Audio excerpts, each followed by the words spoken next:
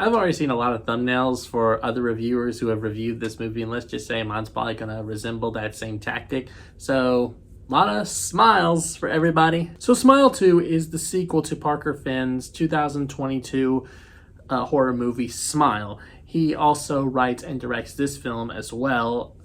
And of course, don't really need to go into the story a lot here because a lot of the same stuff that was in Smile 1 is in this movie. Basically, a demon is, latching on to a new host, and it's basically pushing their psyche to the brink until the seventh day where, they force them to kill themselves and pass the curse on to somebody else.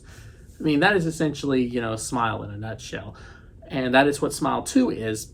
So, I mean, it's pretty much the first movie, but on a grander scale. But I would like to give props to Smile 2 for, trying to, bring something new to this film, even though it's essentially hard to bring something new to a film like this. Here's the thing about Smile 2, as well as its predecessor as well, since they are essentially the same movie, it's just one's on a grander scale.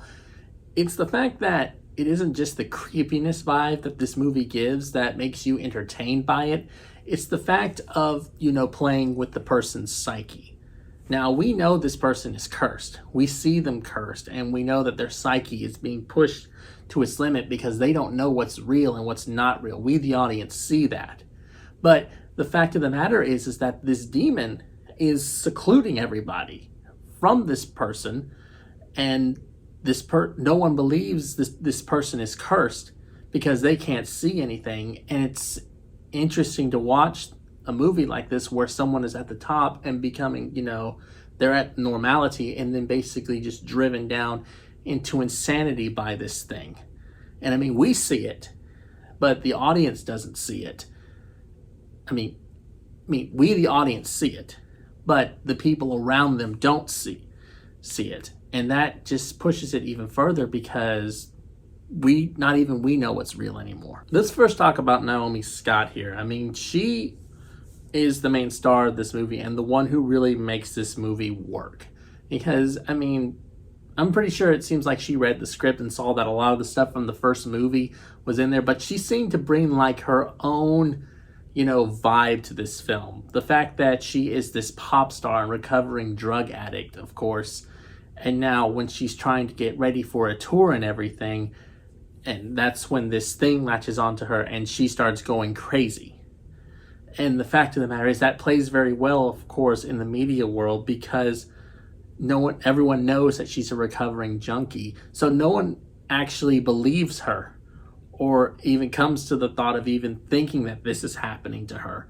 Because, she's so used to going crazy and thinking like, oh, she's just using again. Along with Naomi Scott's great performance as her character, the other thing that makes this movie great is the jump scares. Of course, we know jump scares are the bread and butter of Smile because, we saw the first one. So, of course, there were going to be a lot of them here in Smile 2.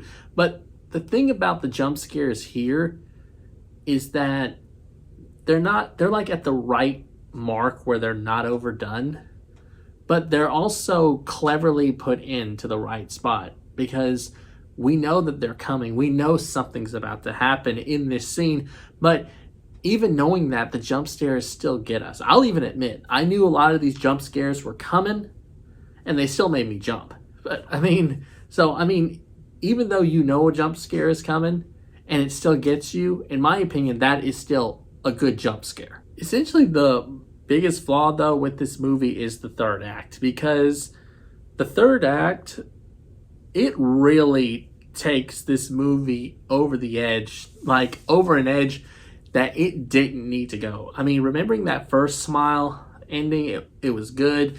It was, basically perfect for this movie because it didn't, go too far and stayed small. This one took the grand leap. It went far out there, and I feel like it didn't really need to be that big, and honestly I wasn't expecting it to be that big, but having it in like that really kind of ruined the tone of the film. Also, I feel like that third act really kind of made it was bad because of the way it was paced. I mean, the pacing was going solid all the way up to that third act, and then it just got out of control. This movie is over 2 hours long, and I'm like, wow, that is way too long for a horror movie, especially this one. I mean, the first one, I believe, was around like maybe an hour and 40 minutes, maybe an hour and 35 minutes. But I mean, if they had made it in that range right there, probably would have been a lot better. Cut a lot of that third act out, and then maybe, you know, give us a much more solid third act that made a lot more sense, in my opinion. Not saying the third act doesn't make sense. It's just what it does. If they are intending to make a third movie, it really kind of throws that out into the open as to what it could possibly be. Overall, though, I still did enjoy Smile 2. I mean, it was still good, though I think I still would prefer the first one over this. This one just seemed a lot too grand for what this movie is supposed to be. I'm going to give Smile 2 here a B-. Not bad. All right, well, that just about wraps up this review. If you guys have seen Smile 2, please comment here down below what your thoughts were on it. Also, if you like my other videos, you can check out here more on my channel. And always remember to stay epic.